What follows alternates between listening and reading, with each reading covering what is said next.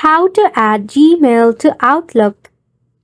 Hey everyone, welcome back to the channel and let's get right into this quick and easy tutorial.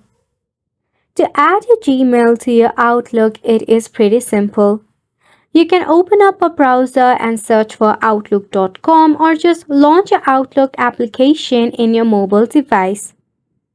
Click on the option of Add Account to add yourself a Gmail account to your Outlook. Over here, you will find an option, Add Google Account. Just click on it. After which, it will pop up a menu with all of the Gmail account that is linked to your device. Select on any of the Gmail that you wish to add in your Outlook. Click on the Continue button.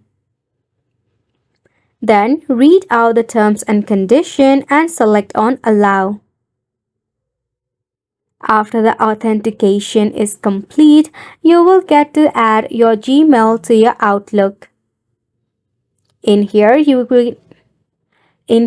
can access all of the email that you receive in your Gmail, which will make it easier to check for all of the mails both in your Outlook and your Gmail.